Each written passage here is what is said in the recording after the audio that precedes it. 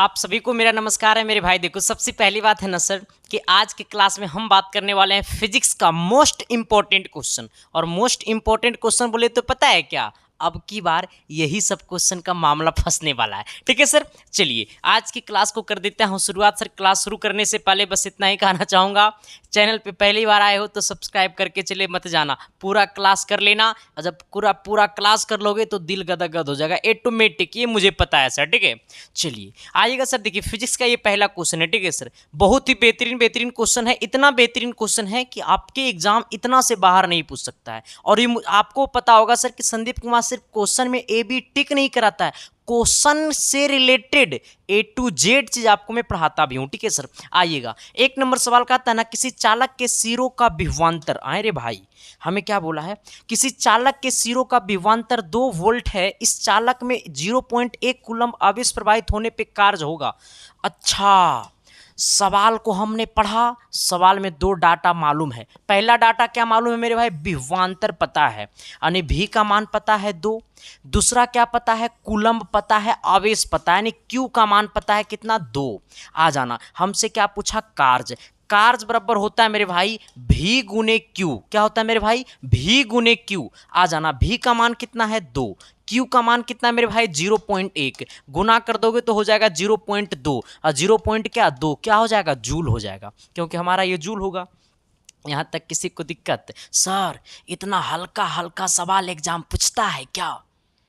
अरे मेरे भाई ये ना बोलो एग्जाम क्यों नहीं पूछता है, वो एग्जाम आपका हर चीज पूछता है जो आपके सिलेबस में है। मैं आपको पहले ही बताया ना सर, ना तो एग्जाम आपके पूरा हार्ड सिलेबस पूछता है, ना तो आपका एग्जाम पूरा लॉ क्वेश्चन पूछता है। एकदम मीडियम क्वेश्चन पूछता है जो कलेक्ट किया जाता है क्वेश्चन को। ठीक है सर, आ जाइएगा सवाल नंबर 2 की तरफ हम लोग बढ़ते हैं। अच्छा, इससे रिलेटेड एक और क्वेश्चन पूछ सकता है सर, आने दो, दूसरा नंबर में भी हम आपको बताऊंगा, थोड़ा सा आ जाना। आपसे पूछा शुष्क सेल का बाहरी खोल जिसमें मसाला भरा होता है बना होता है कुछ क्या? अब देखो सबसे पहले ये समझना कि शुष्क सेल बैटरी समझता है, जिसमें जो मसाला भरा हुआ होता है ना मेरे भाई, वो क्या चीज का बना होता है। तो सबसे ये समझ लेना कि सेल जो होता है मेरे भाई, वो सेल हमेशा दृश्य धारा प्राप्त करता है। सेल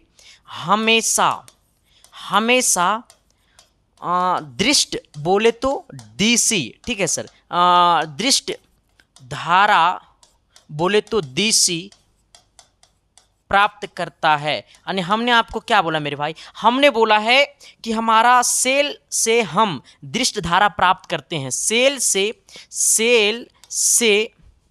ऐसे रुक जाओ, ऐसे इसको लिख लेना, थोड़ा सा मजा आएगा।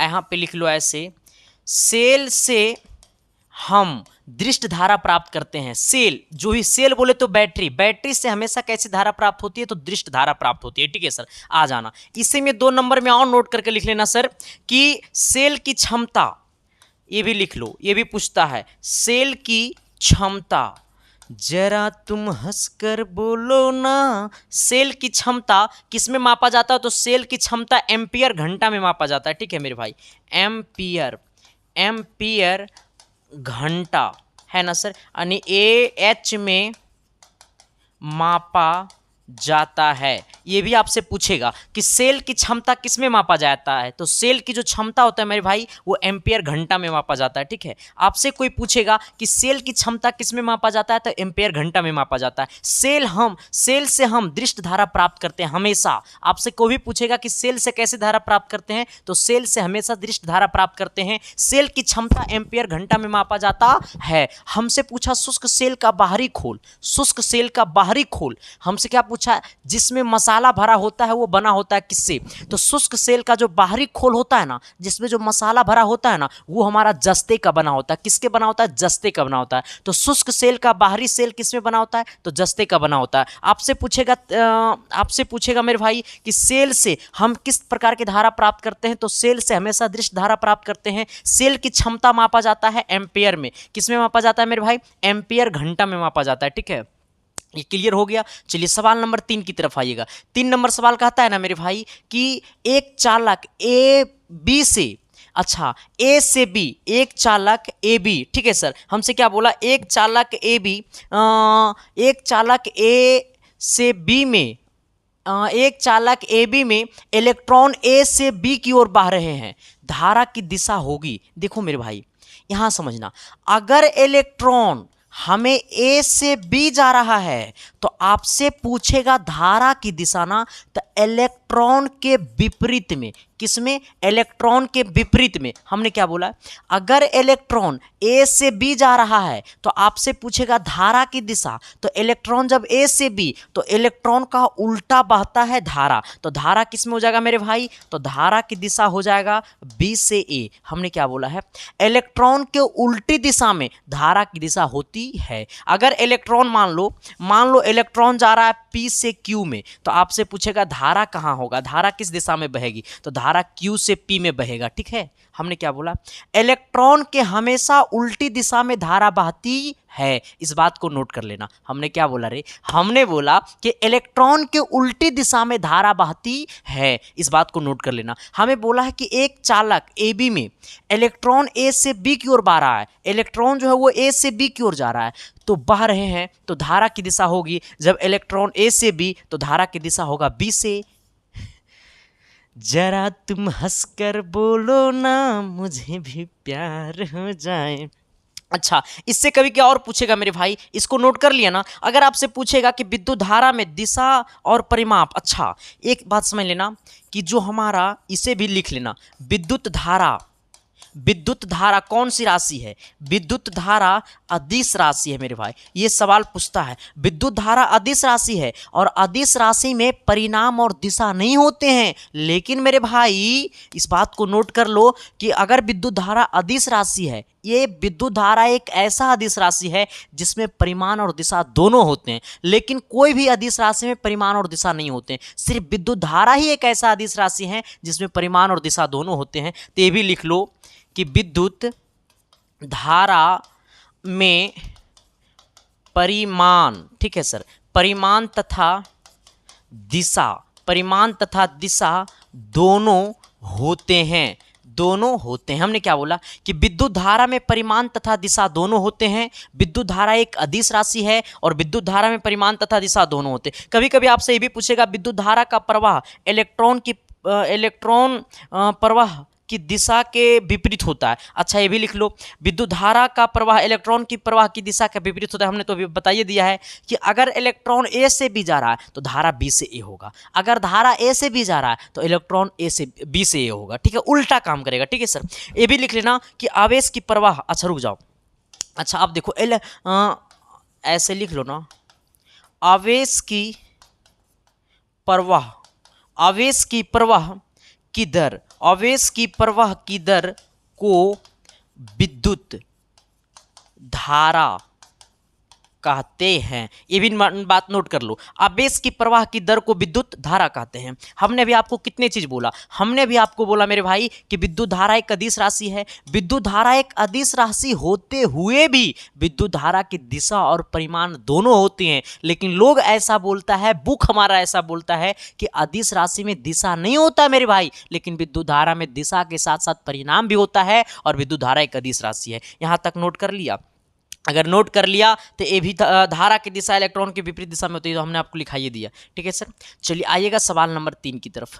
3 नंबर सवाल क्या कहता है, थोड़ा सा गौर कर लेना। कहता है ना सर कि एक ही पदार्थ में बने दो तारों की त्रिज्याओं का अनुपात इतना है। अच्छा, 2 तार हैं, ठीक है, पहला तार की त्रिज्या और दूसरा तार की त्रिज्या का अनुपात कितना है मेरे भाई, 1:3 के अनुपात में है। कहता है एक ही पदार्थ के बने 2 तारों की त्रिज्याओं का अनुपात 1:3 है तथा दोनों का प्रतिरोध परस्पर बराबर है। अच्छा, दोनों का प्रतिरोध जो है वो परस्पर बराबर है।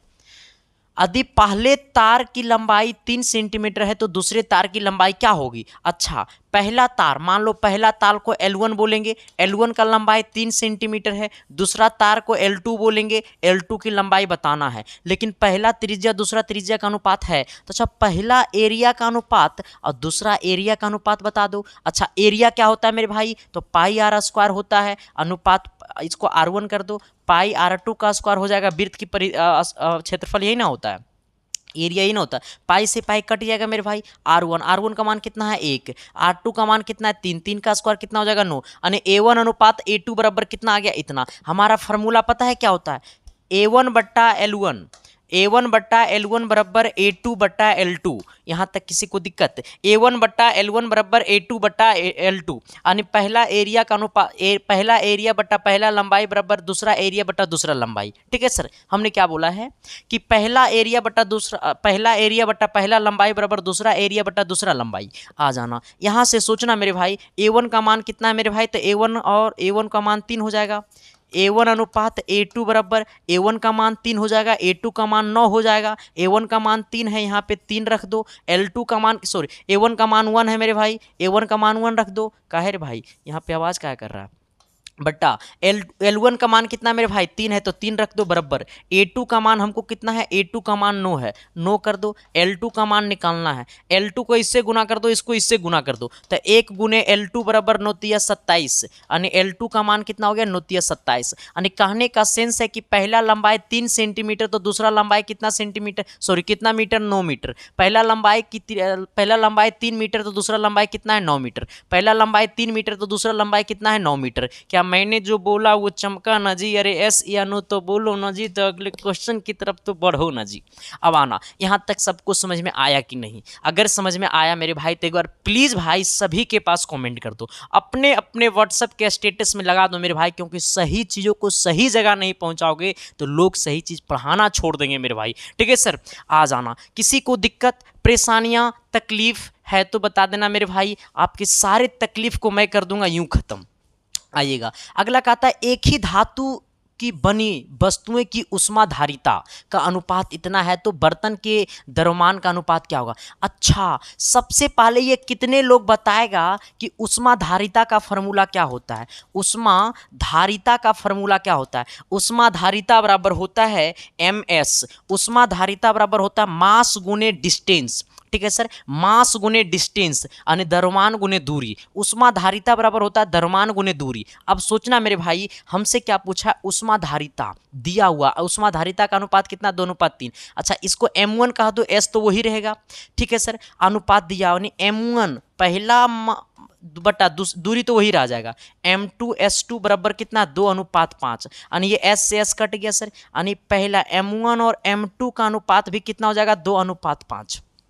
2 अनुपात कितना 5, 2 अनुपात कितना 5, नहीं समझा। हमसे पूछा द्रव्यमानों का अनुपात, तो द्रव्यमानों का अनुपात कितना आ गया 2:5, नहीं समझा। फिर से समझ लेना, मैं फिर से समझा रहा हूँ, टेंशन नहीं लेना है मेरे भाई, तुम्हारा गुरु तुम्हारे सामने जिंदा है। थोड़ा सा स्टूडियो का सेटअप अब एकदम तागड़ा हो गया सर। ठीक है, थोड़ा सा भी लाइटिंग वाला और काम करवाना है, इसके बाद एकदम आपका क्लास तांडव चलेगा। अब आपका क्लास कभी बंद हो भी नहीं करेगा। जिस दिन आपका क्लास बंद हो गया समझ लेना कि संदीप कुमार बंद कमरे में बंद हो गया। ठीक है सर, आ जाना। हमने क्या बोला है मेरे भाई, हमने बोला है कि उष्माधारिता का फॉर्मूला होता है MS। ठीक है सर, आ जाना, यानी पहला मास गुने डिस्टेंस वही रहेगा, डिस्टेंस में कोई चेंज नहीं होगा मेरे भाई। तो M1 पहला देखो उष्माधारिता का अनुपात दिया हुआ, यानी M1S बट्टा M2S, S से S कटेगा, हमें दोनों का अनुपात 2:5 है, तो हमें बच गया M1 बट्टा M2 बराबर 2:5। यानी देखो हमें पता है सर कि सवाल को कितने इजी वे में समझाना है, और यही सवाल दूसरा मास्टर के जाके पास पढ़ो तुम।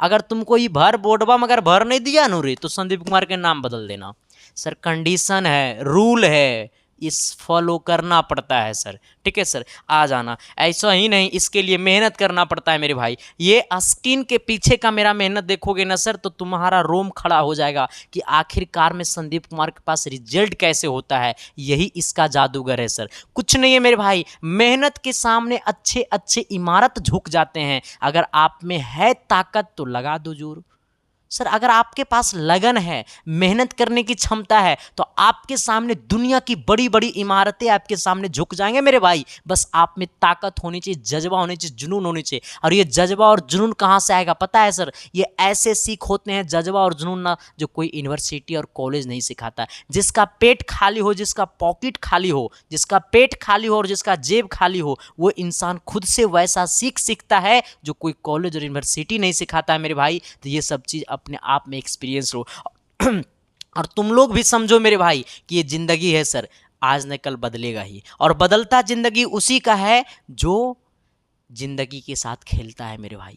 तो आज से सर संकल्प लो कि सर जब तक तोड़ेंगे नहीं तब तक छोड़ेंगे नहीं, वो भी इसके चोट पे। ठीक है, चलिए यहां तक सबको समझ में आया। अच्छा एक बात और मैं बता देना चाहता हूं सर, जिन लोगों ने एप्लीकेशन पे कोर्स को अभी तक नहीं खरीदा तो आप लोग अपने मोबाइल के प्ले स्टोर से अभी तुरंत जाओ और डाउनलोड कर लो एसके साइंस क्लासेस ऐप को, जहां पे आपको मिलेगा विजेता बैच। विजेता बैच का मकसद है कि आपका सिलेक्शन, उसमें आपको सर रिकॉर्डेड क्लासेस और लाइव क्लासेस दोनों चल रहा है। ठीक है, बट अभी जो है सर वो चैप्टर वाइज आपको रिकॉर्डेड क्लासेस चल रहे हैं। ठीक है, सुबह को 11 बजे आपको रिकॉर्डेड क्लासेस अपलोड हो जाते हैं, शाम को 7 बजे आपको रिकॉर्डेड क्लासेस अपलोड हो जाते हैं। ठीक है सर, और बहुत ही बेहतरीन तरीका से सर, इतना बेहतरीन तरीका से आपको मैं फाड़ दूंगा ना, चीर दूंगा ना कि आपको पूछने की जरूरत नहीं पड़ेगा। हालांकि डाउट क्लासेस आपको संडे को चलते हैं सर। ठीक है, और हम ही नहीं सर, उसमें आपको एक नीतीश सर भी पढ़ाएंगे सर। तो बहुत सारे चीज़ों हमने आपके लिए धीरे धीरे चेक कर रहे हैं। तो जिन लोगों को कोर्स खरीदना है सर, तो आप लोग अपने मोबाइल पे जाकर के प्ले स्टोर में डाउनलोड कर सकते हैं इसके साइंस क्लासेस ऐप को, जहां पे आपको विजेता बैच को आप वाई नाउ कर सकते हैं।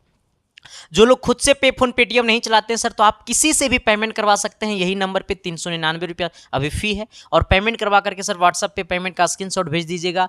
और ऐप जब डाउनलोड कीजिएगा तो उस टाइम आपसे मांगेगा मोबाइल नंबर और पासवर्ड, रजिस्टर करते समय वही मोबाइल नंबर और पासवर्ड आप व्हाट्सअप कर दीजिएगा। मिनट भर के अंदर में मैं कोर्स खोल दूंगा, वादा है। और तुम अपने से वादा करो सर कि मैं आज से पढ़ना स्टार्ट करूंगा, और जब तक सिलेक्शन अपनी कदमों में लूंगा नहीं मेरे भाई, तब तक छोड़ूंगा नहीं। ठीक है सर। अच्छा यही नहीं, सिलेक्शन के लिए सर हमने यही नहीं आपके लिए किया, और बहुत कुछ किया। हमने आपके लिए लेकर के आया है सर 1500 गेस क्वेश्चन, जहां पे सर ये पूरे के पूरे सिलेक्टेड क्वेश्चन है। और क्वेश्चन ही नहीं, क्वेश्चन के साथ ही साथ उसमें सॉल्यूशन भी है मेरे भाई। तो क्यों आप हो बेचैनी में, आज से हो जाओ ना तैयार। पूरे 1500 गेस क्वेश्चन, ऑल टाइप का क्वेश्चन, इसमें सॉल्यूशन भी है मेरे भाई। तो जो लोग अभी तक नहीं लिए हैं, तो आपके सामने जो नंबर दिखाई दे रहा होगा, इसी नंबर पे आपको 99 रुपये पेमेंट कर देना है, और पेमेंट करके आपको इसी व्हाट्सअप नंबर पे पेमेंट का स्क्रीनशॉट भेज देना है, और मैसेज में लिख देना सर कि मुझे पॉलिटेक्निक का गेस क्वेश्चन चाहिए। मिनट भर के अंदर में आपके पास PDF फाइल सेंड हो जाएगा। और हमने अपने हाथों से पूरा सोल्यूशन डाला है मेरे भाई, ऐसा नहीं कि बुक वाला सोल्यूशन है, नहीं, मैंने अपने हाथों से सोल्यूशन डाला। और तुमको पता है कि हमारा सोल्यूशन कितना शॉर्ट होता है। चलिए आइएगा सर। अच्छा ये वाला क्वेश्चन को देखिएगा जी, तनी प्यार हो जाएगा ये क्वेश्चन को देखोगे तो। जरा हम दिखाते हैं क्वेश्चन को आपको, देखिए जरा सर, गौर से देखना, प्यार से देखना, मोहब्बत से देखना। ठीक है सर, क्योंकि एसके साइंस क्लासेस का नाम ही है मोहब्बत और रिजल्ट देना। ठीक है सर, आ जाइए। कहता है 600 ग्राम जल को 30 डिग्री से 80 डिग्री तक गर्म करने के लिए आवश्यक ऊष्मा की गणना कीजिए। अच्छा सर, सवाल तो मेरे को समझ में आ गया, लेकिन मेरे को यही समझ में नहीं आया कि इस सवाल में कौन सा फार्मूला घुसेगा। अच्छा ऐसा दिक्कत है, हम दिक्कत सोल्व करते हैं। आओ, सवाल कहता है ना जी कि 600 ग्राम जल को 30 डिग्री से 80 डिग्री तक गर्म करने के लिए आवश्यक ऊष्मा की गणना कीजिए। अच्छा सबसे पहले ये पता है कि आवश्यक ऊष्मा बराबर क्या होता है। ऊष्मा बराबर होता है मेरे भाई, ऊष्मा बराबर होता है मेरे भाई, पता है क्या होता है? ऊष्मा बराबर होता है MS गुने डेल्टा टी।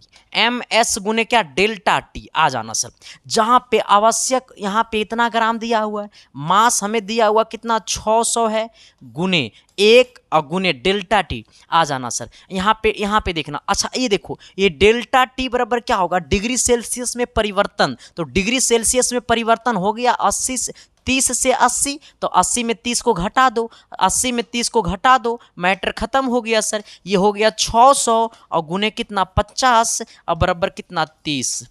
जरा तुम हंसकर बोलो ना मुझे भी प्यार हो जाए। देखो सर, सवाल समझ में आया कि नहीं? जरा बोलना दिल से सर कि सवाल समझ में आया कि नहीं आया। ना समझ में तो फिर टेंशन काहे को लेना, कुछ नहीं। उसमें बराबर होता है MS गुने डेल्टा टी। MS गुने डेल्टा टी, डेल्टा टी को समझेंगे कि डिग्री सेल्सियस में परिवर्तन। आए काहे को टेंशन, अरे डेल्टा टी बताता है अपने आप को डिग्री सेल्सियस में परिवर्तन, और डिग्री सेल्सियस में परिवर्तन 30 डिग्री से 80 डिग्री। तो 80 में से 30 को घटा देंगे, बड़ा वाला में से छोटा वाला को घटा देंगे, मैटर सोल्व हो गया। टाइम कभी निगेटिव होता नहीं है, time is a positive, distance हमेशा पॉजिटिव होता है, टाइम हमेशा पॉजिटिव होता है। टाइम जीरो हो सकता है मेरे भाई, सेकेंड जीरो में मेजर कर सकते हैं कि नहीं, लेकिन कभी भी नेगेटिव मेजर नहीं कर सकते हैं। ठीक है सर, आ जाना। कोई दिक्कत, सवाल समझ में आया कि नहीं आया? अगर सवाल समझ में आया तो एक बार कमेंट बॉक्स में कमेंट करके बता देना। और जो अभी तक लाइक नहीं किया तो कंजूसी नहीं करना मेरे भाई। एसके साइंस क्लासेस परिवार को इतना आगे तक ले जाना है कि मैं आपको बता नहीं सकता हूं सर, क्योंकि सही चीज़ों को सही जगह पहुंचाना है और गलत चीज़ों को इग्नोर करना है मेरे भाई। ठीक है सर, आ जाना। कहता है निम्न में से कौन सा केल्विन स्केल पर 40 डिग्री फ़ारेनहाइट की माप होती है? अच्छा, एक बात, फोटो खींचे हो जिंदगी में? हाँ मास्टर, फोटो तो इतना खींचे कि बता ही नहीं सकते, हमारा मोबाइल में सिर्फ हमारी सेल्फी से भरल है। देखो सर, तो मैं बताता हूँ, एक बार तनी इसका फोटो अपने दिल में खींच लो, मोबाइल में मत खींचना, इस क्वेश्चन का फोटो अपने दिल में खींच लो। हाँ, जब भी सवाल की क्वालिटी ऐसा होना तो संदीप कुमार का इस बात को याद कर लेना कि जब सवाल की क्वालिटी ऐसा हो तो ऐसे केस में फार्मूला। अच्छा रुक जा, उसमें कुछ हमको अथी भी पढ़ाना था, रुको, इसका कुछ थ्योरी भी हमको पढ़ाना था, इससे रिलेटेड कुछ क्वेश्चन भी आता है ऐसे भी, रुक जाओ। तो इसके रिलेटेड सर, इसमें आपसे कभी पूछेगा कि 100 डिग्री सेल्सियस पर जल वाष्प की गुप्त ऊष्मा का मान कितना होता है? अच्छा लिख लो, ये भी लिख लो। 100 डिग्री सेल्सियस पर जल वाष्पन, ठीक है सर, की गुप्त ऊष्मा गुप्त ऊष्मा का मान 2.268 गुणे 10 पे पावर 3 2.268 गुणे 10 पे पावर 3 जूल प्रति किलोग्राम होता है। ठीक है, जूल प्रति केजी होता है। ठीक है ना। अच्छा, ऊपर हम नीचे में काल पावर दिए, हो गया सर। आपसे कोई पूछेगा 100 डिग्री सेल्सियस पर जल वाष्पन की गुप्त ऊष्मा का मान होता है, तो 100 डिग्री सेल्सियस पर जल वाष्पन का गुप्त ऊष्मा का मान इतना होता है। ठीक है, 100 डिग्री सेल्सियस पर जल वाष्पन का गुप्त ऊष्मा का मान इतना होता है। 100 डिग्री सेल्सियस पर जल वाष्पन का गुप्त ऊष्मा का मान इतना होता है। इसी में कभी आपको पूछेगा 0 डिग्री पर बर्फ का गलन, 0 डिग्री सेल्सियस पर बर्फ का गलन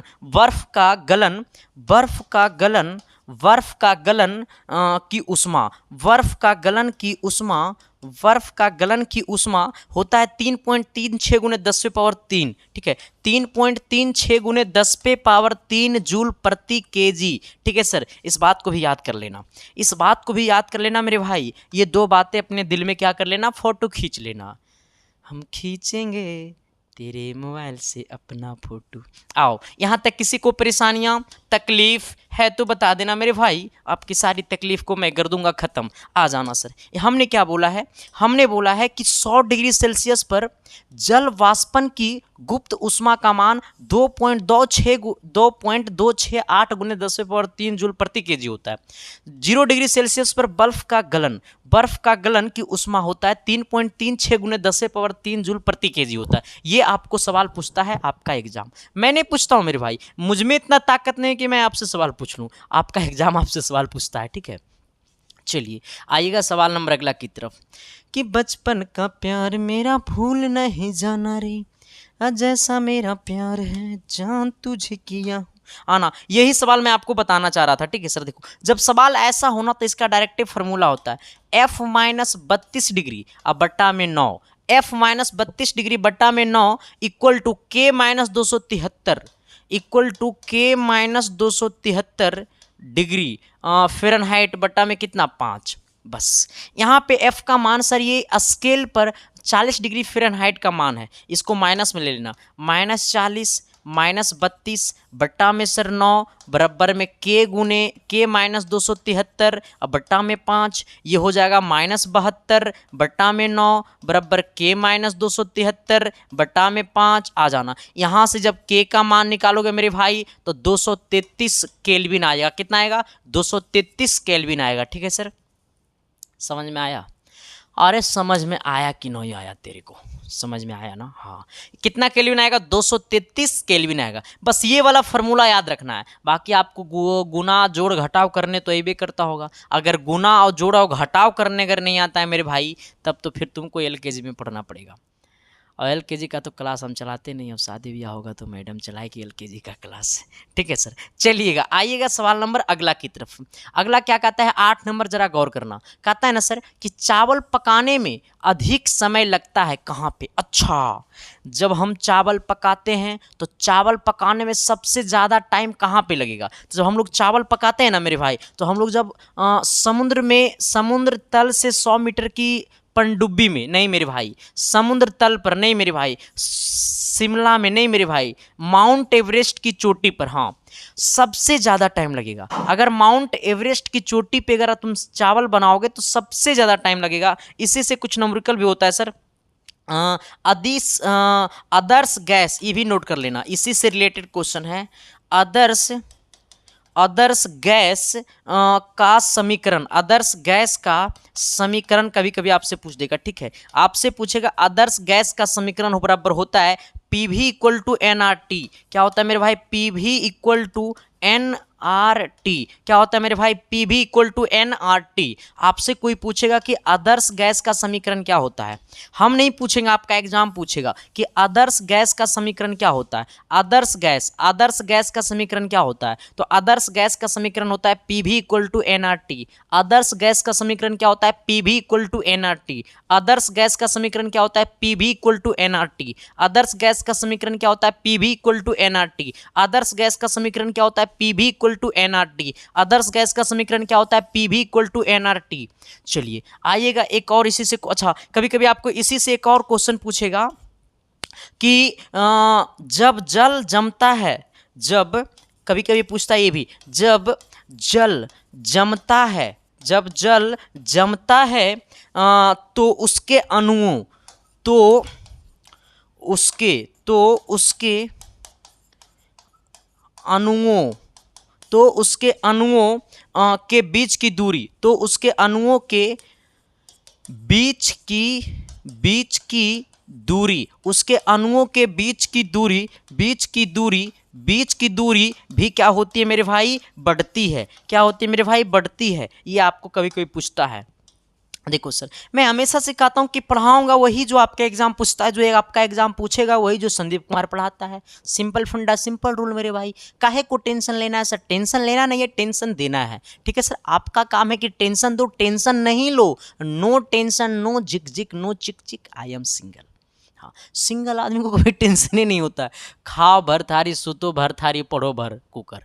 हाँ, जितना कुकर खाते हो ना मेरे भाई, उतने कुकर पढ़ना भी। ठीक है सर, आ जाना, इस बात को जरा नोट कर लेना। हमने क्या बोला है, हमने बोला आपको, हम आपको बोले कि जब जल जमता है, जल जमेगा तो अणुओं के बीच की दूरी बढ़ेगा। जब जल जमेगा तो अणुओं के बीच की दूरी बढ़ेगा। नो चिक चिक, नो जिक जिक, आई एम सिंगल, है ना सर। हाँ, हमने क्या बोला है कि जब जल जमता है तो अणुओं के बीच की दूरी बढ़ता है। जब जल जमता है तो अणुओं के बीच की दूरी बढ़ता है। अच्छा हाँ, जो लोग सर इनका PDF चाहिए, अगर इसका PDF चाहिए तो सर आप लोग अपने मोबाइल के टेलीग्राम में चले जाना और टेलीग्राम में जाकर के सर्च कर लेना संदीप कुमार। ये संदीप कुमार ही एक ऐसा नाम है मेरे भाई जो आपका सिलेक्शन का सबसे बड़ा जादूगर है। ठीक है, संदीप कुमार सर्च कर लेना, ID खुल जाएगा। टेलीग्राम पे जाना और संदीप कुमार सर्च कर लेना, ID खुल जाएगा। वही ID को ज्वाइन करना जिस ID में 11,000 से अधिक लोग ज्वाइन होंगे टेलीग्राम में। ठीक है सर, लगभग 12,000 लोग टेलीग्राम में ज्वाइन होंगे। दूसरे का ID ज्वाइन करोगे सर तो दूसरा का GF का फोटो हो जाएगा, मेरा ID ज्वाइन करोगे तो मेरा PD हो जाएगा। ठीक है सर, आ जाना। कभी अगर इतना से नहीं खुलेगा तो आप ये सर्च कर लीजिएगा, क्या सर्च करिएगा, @संदीप। ठीक है, @संदीप 7295, इतना सर्च कर लेना मेरे भाई। ठीक है सर, जिनकी ज़िंदगी में तकलीफ है, GF छोड़ दिया, BF छोड़ दिया, तो फिर मेरा इंस्टाग्राम ID ज्वाइन कर लेना। ठीक है सर, आ जाना, संदीप -1842 ठीक है सर। चलिएगा सवाल नंबर अगला की तरफ आइएगा। अगला सवाल 9 नंबर क्या कहता है, थोड़ा सा गौर करना, वो भी शिद्दत से, प्यार से, मोहब्बत से। कहता है ना सर, वायु में जल वाष्प की मात्रा बढ़ने पर ध्वनि का वेग पहले से हो जाता है। अच्छा, जल वाष्प की मात्रा बढ़ेगी तो ध्वनि का वेग पहले से हो जाता है। जल वाष्प की मात्रा बढ़ने पर ध्वनि का वेग पहले से हो जाता है। वायु में जल वाष्प की मात्रा बढ़ने पर ध्वनि का वेग हो जाता है। देखो सर, जब ध्वनि का वेग, आपसे पूछेगा जल वाष्प बढ़ेगा तो ध्वनि का वेग कम होगा। जब जल वाष्प बढ़ेगा तो ध्वनि का वेग कम होगा। जब जल वाष्प बढ़ेगी तो ध्वनि का वेग कम होगी। सिंपल फंडा, सिंपल रूल। जब जल वाष्प बढ़ेगी तो ध्वनि का वेग कम होगी। कभी कभी आपसे भी पूछेगा कि एक्स किरणों का तरंगदैर्घ्य की कोटि होती है कितना, आ जाना। कभी कभी आपसे ये भी पूछता है एक्स किरणों की तरंगदैर्घ्य, एक्स किरणों की तरंगदैर्घ्य, एक्स किरणों की तरंगदैर्घ्य, एक्स किरणों की तरंगदैर्घ्य है ना, एक्स किरणों की तरंगदैर्घ्य की कोटि होती है, की कोटि होती है, की कोटि होती है, की कोटि होती है। आ जाना सर। तो होता है 1 एंगस्ट्रॉन। कितना एंगस्ट्रॉन होता है मेरे भाई? 1 एंगस्ट्रॉन होता है। ठीक है, कितना एंगस्ट्रॉन होता है? 1 एंगस्ट्रॉन। आपसे ही पूछता है, ठीक है सर, कि एक्स किरणों की तरंगदैर्घ्य की तरंगदैर्घ्य की कोटि होती है, एक्स किरणों की तरंगदैर्घ्य की कोटि होती है, तो एक्स 1 एंगस्ट्रॉन। कितना एंगस्ट्रॉन होता है? 1 एंगस्ट्रॉन होता है। ठीक है, चलिए आइएगा सवाल नंबर 10 की तरफ। 10 नंबर कहता है कर दो बस। 10 कहता है कर दो बस, लेकिन हम कहेंगे ना छोड़ेंगे रे। जब तक तोड़ेंगे नहीं तब तक छोड़ेंगे नहीं, जब तक सिलेक्शन आपके कदमों में झुकेगा नहीं तब तक संदीप कुमार रुकेगा नहीं मेरे भाई। हाँ, आना। कहता है दो तरंगों की आवृत्ति 1:2 का अनुपात में है। अच्छा, आवृत्ति का अनुपात हमको पता है ना सर, आ जाना। आवृत्ति का अनुपात कितना है? 1:2 के अनुपात में, आ जाना। हमसे पूछा आवर्तकाल का अनुपात। देखो, आवृत्ति N1 अनुपात N2 बराबर दिया हुआ 1:2। हमसे पूछा तरंगदैर्घ्य यानी T1 अनुपात T2, यही ना पूछा है हमसे, तरंगदैर्घ्य का अनुपात पूछा है। ठीक है सर, आ जाना। हमारा फार्मूला पता है क्या होता है? होता है N1। हमारा फार्मूला होता है, इस बात को याद कर लेना, N1 बट्टा N2, N1/N2 बराबर होता है T2/T1। इस बात को याद कर लेना। ठीक है सर, यानी अब पहला आवृत्ति बट्टा दूसरा आवृत्ति बराबर दूसरा आवर्तकाल बट्टा पहला आवर्तकाल। ठीक है, हमने क्या बोला? पहला आवृत्ति बट्टा दूसरा आवृत्ति बराबर दूसरा आवर्तकाल बट्टा पहला आवर्तकाल, यानी पहला आवृत्ति बट्टा दूसरा आवृत्ति बराबर दूसरा आवर्तकाल बट्टा तीसरा पहला आवर्तकाल। आ जाना। N1/N2 का मान कितना है? 1:2। तो N1/N2 का अनुपात कितना? 1/2 है। तो N2/N1 कितना हो जाएगा? N2/N1 हो जाएगा 2:1, यानी ये क्या हो जाएगा मेरे भाई? तो अब इसको ऊपर कर दो तो हो जाएगा N2/N1 बराबर T1/T2 हो जाएगा। इसका मान कितना आ गया? 2/1। इसको लिख दो 2/1 बराबर T1/T2 हो गया, यानी कितना हो गया? T1 अनुपात T2 बराबर 2:1। 2 अनुपात कितना? 1। 2 अनुपात कितना? 1। 2 अनुपात कितना? 1। B number. कोई दिक्कत, तकलीफ, परेशानी है तो बता दो सर, आपकी सारे तकलीफ मैं कर दूंगा यूँ ख़त्म। तो आप ज़रा बताना सर कि ये क्लास आपको कैसा लगा। अगर क्लास अच्छा लगा तो शेयर करना तो बनता है मेरे भाई। तो अगर पॉलिटेक्निक में सिलेक्शन पाना है तो इसके साइंस क्लासेस से जुड़ना ही पड़ेगा सर, क्योंकि यही एक ऐसा है जो आपको सिलेक्शन का सबसे बड़ा जादू मंत्र है। ठीक है सर, बाकी देखते रहना इसके साइंस क्लासेस। ये क्लास कैसा लगा मज़े मज़े में बताना सर। बाकी मिलते हैं आप सब बीच हम अगली क्लासेस में, तब तक के लिए bye. Thank you, love you.